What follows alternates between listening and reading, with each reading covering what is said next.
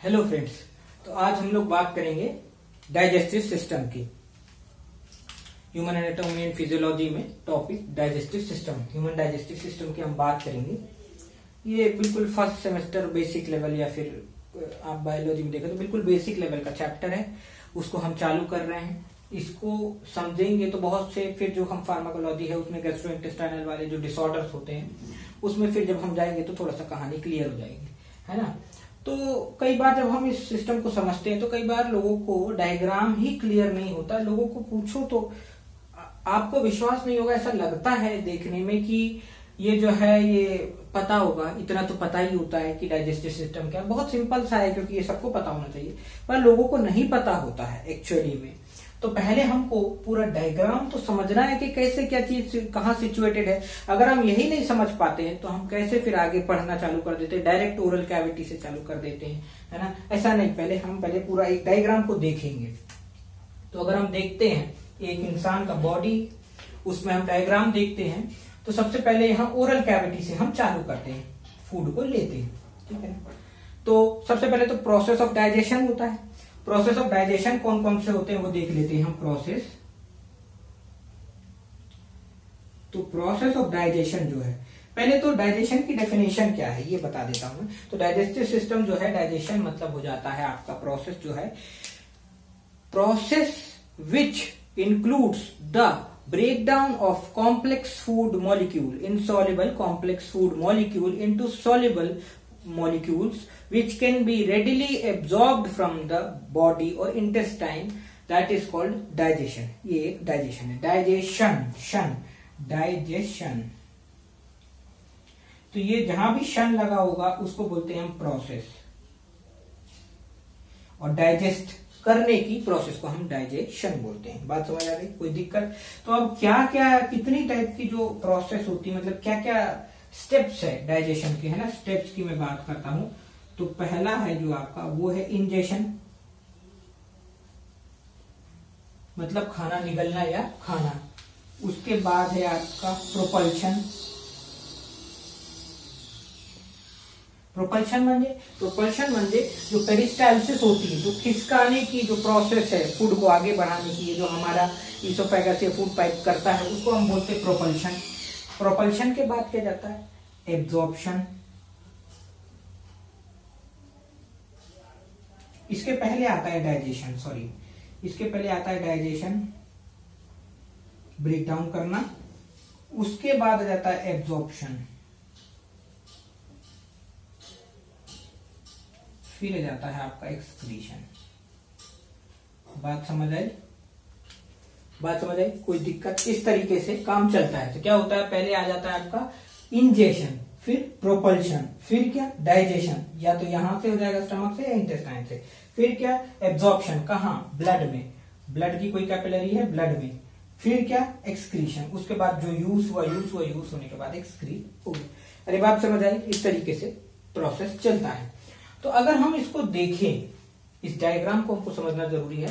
तो oral cavity से ये चालू होता है। ओरल कैविटी में जब हम सबसे पहले खाना खाते हैं तो सबसे पहला वर्क जो हमारा बॉडी में होता है, जो ब्रेकडाउन फूड का जहां से चालू हो जाता है वो यहीं से हो जाता है, वो है आपका सलाइवरी ग्लैंड। सलाइवरी ग्लैंड से चालू हो जाता है। तो सलाइवरी ग्लैंड जो है, सलाइवरी ग्लैंड में पहली ग्लैंड जो है वो है आपकी 3 ग्लैंड से मिलकर सलाइवरी ग्लैंड बनती है। पहली है पैरोटिड ग्लैंड, ये है सबलिंगुअल ग्लैंड जो टंग के नीचे, और एक है सबमैंडिबुलर ग्लैंड। ये 3 ग्लैंड से मिलकर सलाइवरी ग्लैंड बनती है, और उससे जो है हमारा यहां से ही डाइजेशन चालू हो जाता है।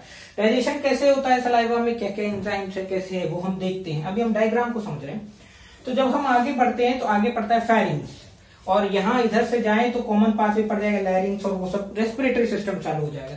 लेकिन अभी हम फेरिंग्स की डाइजेस्टिव सिस्टम में बात कर रहे हैं। फेरिंग्स आता है, फेरिंग्स के बाद जो है नीचे आते ईसोफेगस आ जाता है। अभी यहाँ पर कुछ और चीजें हैं, जैसे वॉइडेंस रिंग हो गया और आपका अव्यूला वगैरह जो भी है चीजें हैं, पर हम अभी जनरली बताते रहे कि फेरिंग्स आ जाता है।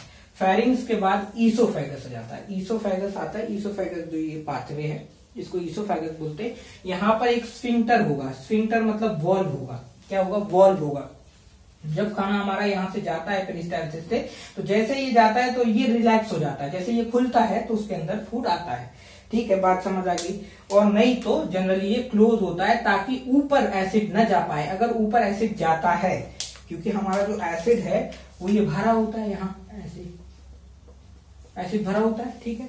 अब अगर ये एसिड हाइपर एसिडिटी के कारण बढ़ता जा रहा है, बढ़ता जा रहा है, बढ़ता जा रहा है, ये यहाँ आएगा, ये जैसे ही इस पे ट्रिगर करेगा तो ये खुलता है। हाइपर एसिडिटी, कोई भी चीज उससे टच करे तो खुलेगा स्टिमुलेशन के कारण। जैसे ही खुलता है तो ये एसिड के जो वेपर्स है वो कई बार ऐसे आने लगते हैं ऊपर तक। जब आने लगते हैं तो कई बार यहाँ गले में अजीब अजीब सा लगता है, एसिडिटी की प्रॉब्लम होती है, जलन देती है। कई बार लोग ऐसा समझते हैं GERD जिसको बोलते हैं गैस्ट्रो ईसोफेजियल रिफ्लक्स डिसीज जिसको बोलते हैं, वो भी होता है। ऐसा लगता है कि हार्ट अटैक आ रहा है, लोगों को लगता है, पर हार्ट अटैक से कई बार कंफ्यूज हो जाता है। GERD होता है वो, है ना।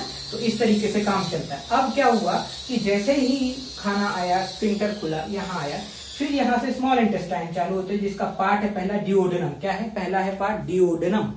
डिओडेनम सबसे स्मॉलेस्ट पार्ट है। उसके बाद स्मॉल इंटेस्टाइन का अगला पार्ट जो है यही ये अंदर जाके ये आ गया जुजिनम। क्या आ गया? जिजिनम। जिजिनम के बाद अगला पार्ट जो है वो आ जाता है आपका इलियम, जो सबसे ज्यादा कॉम्प्लेक्स पार्ट है, ठीक है। इलियम के बाद जो है वो इलियम, ये पूरी स्मॉल इंटेस्टाइन है, डिओडेनम, जिजिनम, इलियम, तीन चीज से मिलकर बनी स्मॉल इंटेस्टाइन। स्मॉल इंटेस्टाइन मतलब ये क्या है? स्मॉल इंटेस्टाइन है, ये भी स्मॉल इंटेस्टाइन है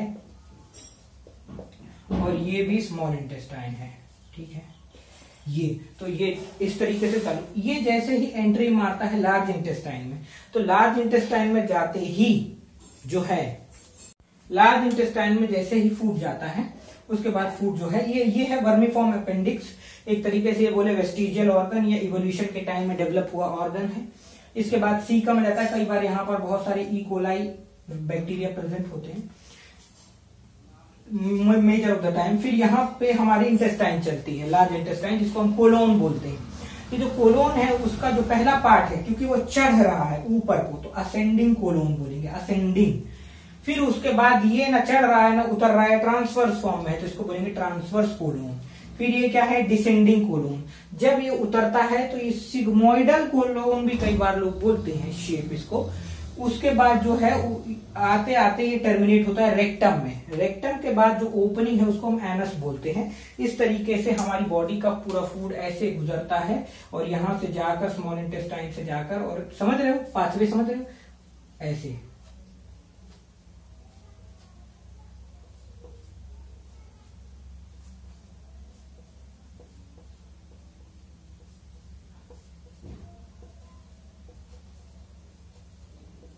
इस